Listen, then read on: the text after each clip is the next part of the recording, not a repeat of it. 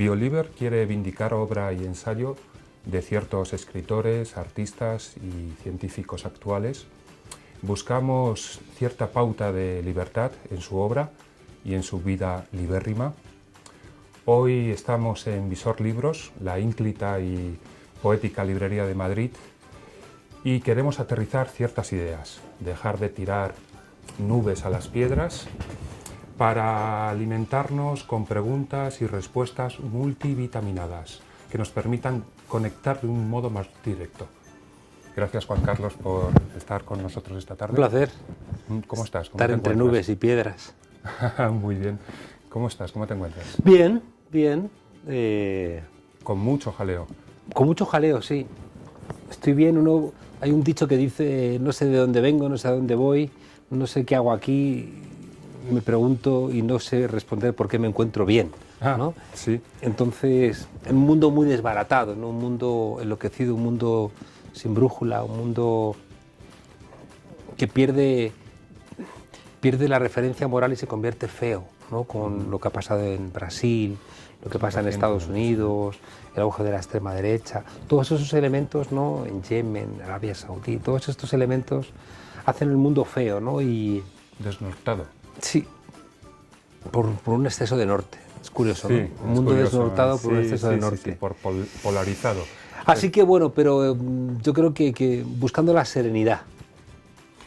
Bueno, tú nos la transmites, al menos tú transmites serenidad.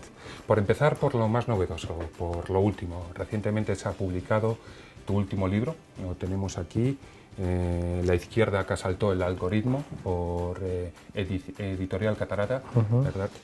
El Big Data, la segmentación del dato estructurado, el Data Science, vigila lo que hacemos, sabe más que nosotros quién es de izquierdas, quién es de derechas, qué vacaciones nos vamos a comprar.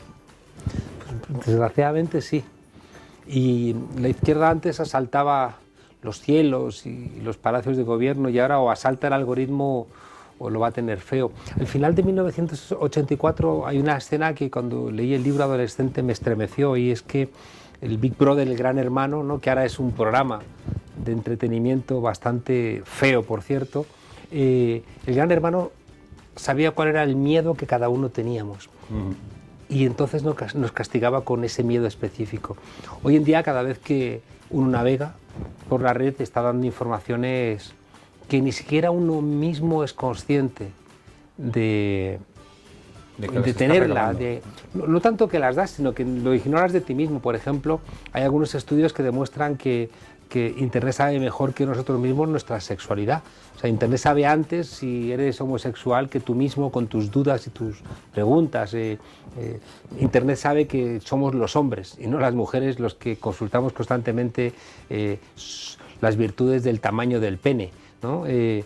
Las mujeres, en cambio, constantemente miran por qué su pareja puede rechazarles sexualmente. Todas esas informaciones van generando, pues eso, un tipo de quiénes somos, ¿no? Cuáles son nuestros miedos, nuestras esperanzas, y esa segmentación hace que, bueno, pues si tú tienes un problema con tus gafas, con tus lentes, ¿no? Porque cuando quieres leer no puedes y estás preocupado por problemas de visión, pues igual vas a recibir en tu WhatsApp o en tu Facebook o en Instagram o en YouTube o en cualquiera de los canales de las redes sociales que tú usas, vas a recibir una información vinculado a lo triste que es, que lo abandonados que estáis los que necesitáis lentes progresivas y la seguridad social no os atiende. Y 2 días después, en las elecciones, va a aparecer un candidato que va a decir: conmigo nunca os faltarán las gafas progresivas, ¿no? Entonces, con ese tipo de segmentación, bueno, pues se están ganando elecciones. Hemos repartido los tiempos en televisión, pero Bolsonaro o Macri en Argentina puede meter decenas de millones de dólares para segmentar información y ganar las elecciones. Y mi enfado es que la izquierda sigue con Rosa Luxemburgo o intentando descifrar qué dijo concretamente Marx o qué no dijo, y están descuidando ese tipo de cuestiones. Y por tanto dije, o nos ponemos las pilas o no vamos a ser antepasados de nadie. Es verdad, Aldous Huxley, George Orwell, que acabas de comentar, 1984, ya anticiparon ciertos niveles de control sobre la ciudadanía, el control sobre el acceso Pero fueron unos optimistas, ¿eh? Sí, bueno, sus distopías a lo mejor se quedaron cortas, ¿no? ¿Vivimos en esa distopía que ellos hicieron, el control biomédico de las personas, el control de la información? La policía ya no necesita detenerte, sino que te hace una foto, la manda a la nube e identifica si has pagado multas o no las has pagado, o eres un peligroso lector de libros, ¿no? Sí, recientemente hemos visto que han hecho un remake, ¿no?, de Fahrenheit 451. Es curioso, se hacen remakes de las películas, pero no hace falta hacer remakes de los libros, ¿no? Es gracioso. Por otro lado, en los últimos años hemos visto un aumento de los libros y las ediciones de crítica, de ciencia política y de ciencia social. ¿Cómo valoras este aumento en las ediciones? Yo creo que tiene mucho que ver con una ausencia. Nosotros, digo, con los compañeros, Pablo Iglesias y otros, Ariel Jerez, identificamos que en España había una ausencia de debates políticos serios. Y justo un poquito antes del 15M nos inventamos la tuerca. Y la tuerca generó, ¿no?, una manera de discutir con argumentos que después se ha generalizado, pero que en aquel momento era una laguna. Yo creo que a partir, ¿no?, del 15M, de la tuerca, después también el auge de Podemos, ¿no?, un partido diferente que quiere ser un partido en movimiento, nos hemos dado cuenta de que las tertulias se han llenado de politólogos.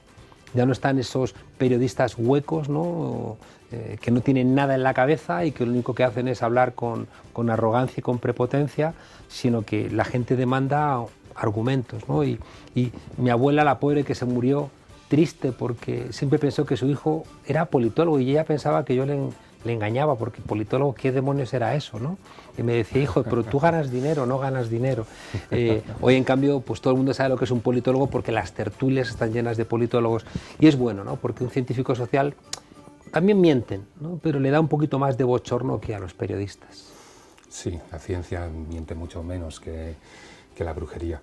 Empezaste, por remontarnos atrás, tu carrera bien pronto, antes de los 30, habías publicado ya 2 obras, El retorno a Europa, de la perestroika al Tratado de Maastricht, como subtítulo, editorial Complutense, y Causas de la disolución de la República Democrática Alemana, la ausencia de legitimidad, 1949-1989. Era mi tesis doctoral.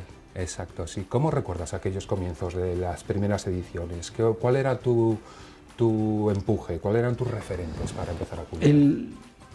El libro del Retorno a Europa para mí fue muy importante. Fue mi primer libro y lo hice imitando a otro libro que había hecho uno de mis directores de tesis y una persona que al comienzo de mi formación fue muy relevante, que era el profesor Ramón Cotarello.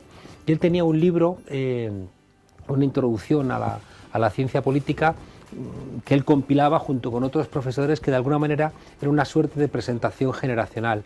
Y en El retorno a Europa yo quise hacer lo mismo, ¿no? Era un libro que yo lo compilaba, pero con unos compañeros que habíamos hecho una cosa interesante, y es que cada uno de nosotros habíamos estudiado juntos, habíamos hecho política universitaria, y cada uno de nosotros se había ido a un país. Yo me había ido a Alemania, Emilia Alvarado se había ido a Rusia, Raúl Aguilera se había ido a Italia, Ariel Jerez se había ido a Brasil, y de alguna manera reflexionábamos, ¿no?, la política desde los diferentes lugares y desde también ese espacio compartido de formación. Y ese libro para mí fue muy relevante, además fue el primer libro que se hizo en España sobre el Tratado de Maastricht. Era la primera vez que la ciencia política entraba en la Unión Europea, porque con esas compartimentaciones absurdas, corporativas de la universidad, había departamentos de Derecho Internacional, que después han sido Relaciones Internacionales, sí. Y ellos entendían que la Unión Europea era un objeto de estudio de ellos y que un politólogo no podía entrar ahí, ¿no? Entonces, como nosotros éramos jóvenes irreverentes, dijimos, pero si la Unión Europea está determinando, ¿no?, el futuro de España. Y curiosamente en ese libro, aunque éramos jovencitos, nos dimos cuenta de que el Tratado de Maastricht era un cambio radical de lo que había significado la construcción europea, y acertamos, ¿no? Éramos jóvenes, pero teníamos cierta visión, y ahí entendimos que comenzaba la neoliberalización de Europa, y buena parte de lo que hemos visto ahora, hasta el auge de la extrema derecha, determinado por esa Europa que ya no desarrolla políticas sociales, sino que te manda memorándums para que cambies la Constitución, para que des primacía al pago de la deuda por encima de los gastos sociales. Bueno, eso estaba ahí en el Tratado de Maastricht, y bueno, pues lo pusimos encima de la mesa y miro hacia atrás, y hay una cosa, fíjate, que para mí es muy importante, y es que yo he mirado siempre la obra de mis mayores, a los que he respetado mucho. A veces tengo la sensación de que en la academia les hemos respetado más de lo que se merecían, porque buena parte de su obra ellos han renunciado a ella. En cambio, nunca han tenido el coraje de decir: este libro que publiqué en 1980 me equivoqué. No lo han hecho nunca, ¿no? Entonces siempre han sido muy vehementes en defender su obra, cuando hoy defienden posiciones radicalmente diferentes de las que han escrito en sus libros. Y eso vale para una buena parte de todos ellos, que fueron marxistas de jóvenes, pero torpe marxistas, y después se hicieron conservadores de mayores, pretendiendo que la lectura de Marx que ellos hicieron es la que vamos a hacer todos los demás, ¿no? Siempre me ha parecido que la única constancia en su formación era la vehemencia, ¿no? En cambio, yo miro hacia atrás en mi obra y la defiendo toda, ¿no? Defiendo el libro del Retorno a Europa y mi visión de Europa, defiendo lo que planteé en la tesis doctoral, ¿no? de la locura, ¿no? insana del estalinismo que afectó a la República Democrática Alemana. Es decir, cualquiera de las cosas que he escrito a día de hoy las defiendo como obras que, bueno, con el tiempo uno va sabiendo más, pero la línea intelectual que las atraviesa forma parte de mi biografía y no me arrepiento de ninguna de ellas. Y si me permites, guardan coherencia, porque te leemos y vemos que lo que ya publicabas sigue sosteniéndose en las nuevas obras. Volveremos a Maastricht. Cumplimos 25 años del tratado y volveré a preguntarte sobre Maastricht un poco más adelante, pero quiero repasar un poco también tu trayectoria literaria, ensayística. Un poco más tarde, en el 2003, publicas Cansancio del Leviatán, edición Estrota, libro que ha tenido sucesivas publicaciones, actualizaciones, con disfraces del Leviatán y con los nuevos disfraces del Leviatán en editorial Acal ambos, sí. Uno en el 2009 y otro en el 2017. ¿Se podría decir que estos tres libros son la trilogía del Leviatán? Digamos que siempre he tenido una relación ¿cómo te diría, no? Ambivalente con el Estado, ¿no? Creo que el Estado es parte del problema y parte de la solución. Entonces hubo una discusión muy fuerte, ¿no? En el entorno de los años 90 acerca de la desaparición del Estado, ¿no? Que era una tesis falsa. El Estado nunca ha desaparecido. El Estado lo que ha hecho ha sido mutar, ¿no? Está desapareciendo el Estado social, pero el Estado neoliberal te puede organizar una guerra en 3 semanas, ¿no? Como hemos visto que hace Estados Unidos, que al mismo tiempo que no es capaz de poner en marcha una seguridad social para los norteamericanos, te puede, ¿no? Invadir Irak y matar a 1 millón de personas sin ningún tipo de problema. Yo siempre he tenido la sensación de que el Estado era una parte del problema, sin duda, ¿no? Que forma parte de una tradición marxista de tener cuidado con el Estado, pero al mismo tiempo era consciente de que buena parte de los logros de los estados sociales eran fruto de las peleas de los trabajadores y las trabajadoras. Y me parecía muy injusto, ¿no? Que en una lectura marxista torpe se renunciara a todo lo que existía por logros de los trabajadores, ¿no? Y en ese sentido lo que identifiqué en esa primera obra, que fíjate que previamente había sido un número de la revista para mí más prestigiosa que había de las ciencias sociales en España, que se llamaba Zona Abierta, que era una revista que dirigía Ludolfo Paramio y que era como una actualización del marxismo. Yo me encargué cuando estaba en Alemania de hacer un número de esa revista que tenía que ver con la globalización, y eso es lo que después se va a convertir en el libro, ¿no? El cansancio del Leviatán.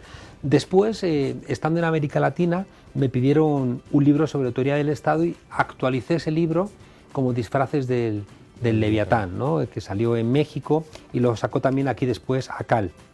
Y últimamente, después de editar las últimas 2 obras de Bob Jessop, que es uno, yo creo que es el teórico del Estado más importante, una cosa que tardé mucho tiempo, sobre todo el último libro, que lo tradujimos y le hice una introducción, estuve fácilmente 6 meses con ese libro. Es un libro muy difícil, pero que creo que es un libro de madurez de un científico de 70 años que durante los últimos casi 40 años ha trabajado sobre el Estado y ponía ahí de alguna manera su legado intelectual. Y después de publicar ese libro decidí releerme a mí mismo desde ese esfuerzo. Y ahí sale Los nuevos disfraces del Leviatán, sí, que de alguna manera, con algunas incorporaciones para mí muy relevantes, que me explican por qué siempre a la derecha le resulta tan fácil todo y en cambio a la izquierda le resulta tan complicado. Bueno, pues eso que lo llamaba un autor griego, ¿no?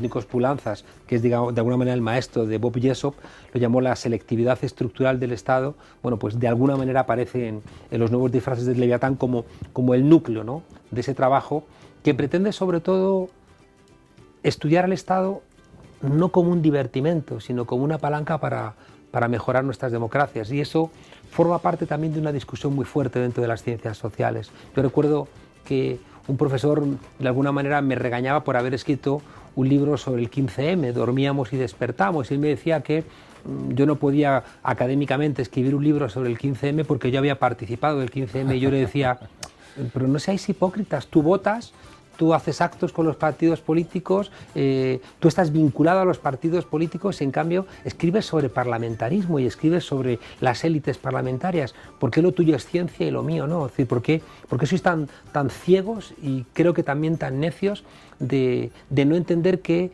ninguno somos neutrales en las ciencias sociales y nuestra obligación es ser objetivos, pero que tampoco neutral eres tú cuando estudias el parlamentarismo como yo cuando estudio los movimientos sociales? Sí, quizás en el 15M por eso mismo había que escribirlo, había que participar en él. Entender el Estado o actuar en el Estado, cambiar el Estado, parece fácil formularlo, pero la población estamos todavía en pañales para saber ser actores del cambio. Falta educación a la ciudadanía acerca de cómo funciona el Estado, cuál es el gran Leviatán. Sí. No solo a los políticos, a la ciudadanía. O sea, es muy incomprensible que en España no tengamos aquello que se quiso hacer con educación para la ciudadanía.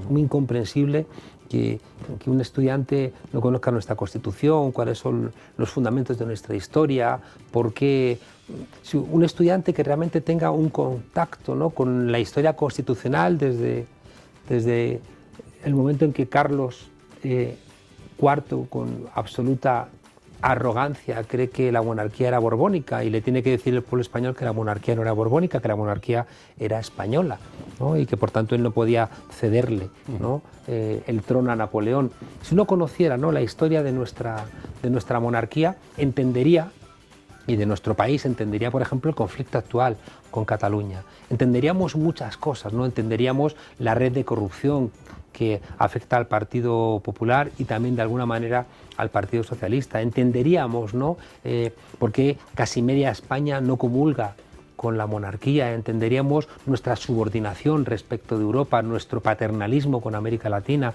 Entendería por qué España es el país más desigual de nuestro entorno europeo. Todas esas cosas, ¿no?, habría que explicarlas desde el colegio, pero es curioso que ocurre como cuando se quiere explicar en los colegios sexo, ¿no?, que dicen, con la Iglesia hemos topado, y asociaciones vinculadas al Opus dicen, no queremos que se enseñe a los niños sexo, no, es mejor que lo aprendan en Internet, en el porno, ¿no? Y al final los adolescentes tienen una concepción del sexo que aprenden a través del porno, ¿no?, que es un disparate, ¿no?, con violaciones, con violencia, con prácticas que pueden ser dolorosas y sin siquiera se cuestiona el consentimiento.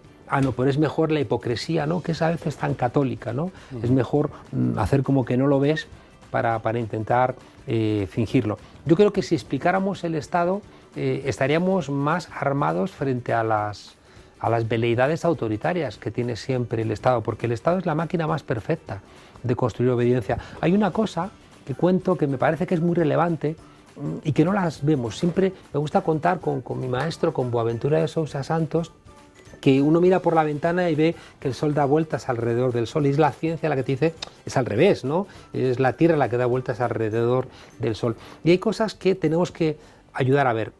Hay una gran mentira en la historia de nuestro país, y es que la monarquía en España viene de los visigodos. Recaredo, en el 587, es el que abraza por primera vez el cristianismo, cuando los visigodos habían sido siempre arrianos. Y se comete la mentira de vincular a Recaredo con don Pelayo, ¿no? Cuando había más de un siglo y no eran familiares, pero como don Pelayo es el que ejemplifica la batalla de Covadonga, donde por cierto la infanta Leonor ha ido recientemente a rendirle gratitud, ¿no?, a la Virgen de Covadonga y a don Pelayo por esa mentira de que venimos de los visigodos. Pero fíjate la mentira cómo se construye. José Bono, el ministro y presidente de las Cortes del Partido Socialista, saca de los fondos del Museo del Prado los cuadros de los reyes visigodos pintados durante la etapa de Isabel II. Y los cuelgan en el Congreso de los Diputados. Entonces tú vas al Congreso de los Diputados y ves allí los reyes españoles y dices, ahí no está Boabdil, no está Mohamed, no está Yusuf, y parece que España viene de esos reyes visigodos, donde está Alarico, Alarico II, que ni siquiera pisó nunca la península ibérica. Entonces esas construcciones te hacen al final súbdito. España viene de muy lejos, viene de la Iglesia, viene de reyes antiguos, viene de fuerzas militares, ni te cuestiones qué es España, ¿no? Y creo que si tú, como siempre ocurre, ¿no?, despliegas la verdad y la miras por abajo, estás haciendo subvertere. Verter es la versión, o sea, la palabra latina de versión, de mirada, y subvertere es expandir algo y mirarlo desde abajo, y entonces nos convertimos en subversivos. Sí. Muy interesante. Aparte, los reyes visigodos no hablaban castellano, el castellano tarda en formarse más tarde, ¿no? Con Nebrija, ¿no? A veces defendemos cosas que no hablaban nuestro idioma, no llevaban nuestra bandera. Es que, fíjate que incluso cuando empezamos a sentirnos españoles, lo cuenta el profesor Álvarez Junco, es con la invasión francesa en 1808. Sí. Pero en ese momento no tenemos ni una bandera de España, ni un himno de España. El que funciona como un himno compartido es una jota que reza: la Virgen del Pilar dice que no quiere ser francesa, que quiere ser capitana de la tropa aragonesa, no de la tropa española. España es un país con un Estado muy antiguo, que ya los reyes católicos empiezan a articularlo como Estado, pero como están construyendo imperio, se han olvidado. No están construyendo nación. Y entonces eso permite que, por ejemplo, Cataluña vaya desarrollando su propia nación, igual que el Imperio Austrohúngaro te puede permitir que diferentes territorios tengan su propia lengua, porque en la concepción imperial lo que es relevante no es que las naciones se unifiquen en una con una sola lengua, es una vinculación, ¿no?, de sumisión al imperio, ¿no?, pero que toma diferentes formas. En cambio, en España no es el caso. Y ya digo, los reyes católicos construyen un Estado antiguo, pero la nación española es muy joven. Y claro, eso no se explica, sino que se explica, no, venimos de los reyes católicos, no diga usted tonterías, ¿no? Pero... Austrohúngaro. Muy pronto empezaste a estudiar alemán, estudiaste o fuiste alumno del Goethe Institut de Madrid y más tarde tenías la tesis doctoral en la Universidad de Heidelberg, Alemania. ¿Cómo ha influido o cuál fue el impulso para empezar a estudiar esta lengua, el alemán? No sé si tu familia hablaba alemán ya. No. ¿Y cómo ha influido en la ciencia política? En mi facultad, Tierno Galván, lo cuenta él en sus memorias, en Cabos Sueltos, él cuenta que mandó al que era mi referencia intelectual en mis primeros años, al profesor Cotarello, lo manda a Alemania a estudiar. Y Ramón Cotarello me manda a mí, a Alemania, es decir, terminé con una nota muy alta, ¿no?, en la carrera, y eso me dio acceso a una beca, y él fue el que me obligó a irme a Alemania. Yo no quería, ¿eh? Yo recuerdo una vez leyendo un libro suyo sobre el estado del bienestar, leer una cita a pie de página y veía escrito una fecha, ¿no? Y eso era una cosa larguísima. Yo dije, menos mal que no voy a tener que aprender nunca en mi vida este idioma, ¿no? Él me dijo, tienes que irte a Alemania. Yo dije, no quiero. Y dije, te estás equivocando. Y dije, es que Alemania yo no quiero. Y me dijo, Goethe, Einstein, Marx, Engels, Schopenhauer, Hegel, Kant, todos, ¿no? Y dije, tú verás, pero si no lo aprendes ahora no lo vas a aprender nunca. Y dije, pues vámonos a Alemania. Y supongo que en Alemania aprendí rigor. y también supongo constancia en el estudio, aunque eso yo creo que ya lo llevaba. Pero creo que el pensamiento alemán es un pensamiento muy riguroso, es un pensamiento que mima mucho a las palabras, ¿no? Y de alguna manera pues me obligó, ¿no?, a asumir, ¿no?, esa mirada y claro, y me ayudó también, fíjate, a entender el pueblo que ahora mismo está dominando Europa y me asusta, ¿no? Supongo que convivir 3 años largos con los alemanes me hace ser temeroso de una Europa alemana. Tus razones tendrás, bien fundamentadas. Bueno, basta ver, ¿no? Basta ver que el auge de la extrema derecha en Europa es una consecuencia directa de las políticas de austeridad obligadas por una Alemania próspera y rica que estaba de alguna manera marcando la pauta al continente, una pauta equivocada.